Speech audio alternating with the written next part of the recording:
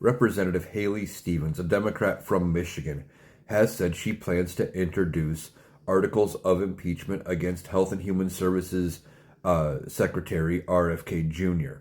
Now, she cites the chaos of this administration ever since he became Health and Human Services Secretary and the pending health crisis, plus reckless cuts that is just leading to a lot of problems with healthcare in this country. And part of what she's talking about is RFK's anti-vax stance, coming out and saying, well, now we're going to backdate it, or we're going to take away the credits for the COVID vaccine and the COVID vaccine recommendations. We're going to review all the vaccine research, etc. Donald Trump and RFK Jr. having this press conference where they tried to link acetaminophen to autism, despite there being no real evidence.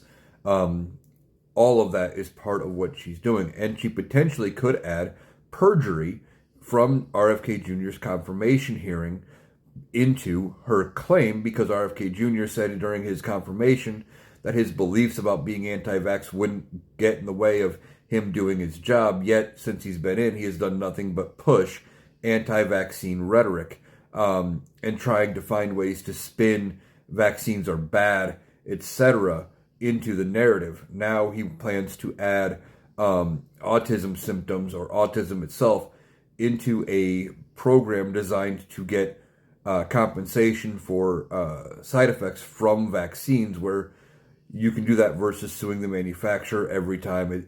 It's been a program that's been around since the 80s, but he's talking about linking autism to vaccines again through that, even though there's never been any proof.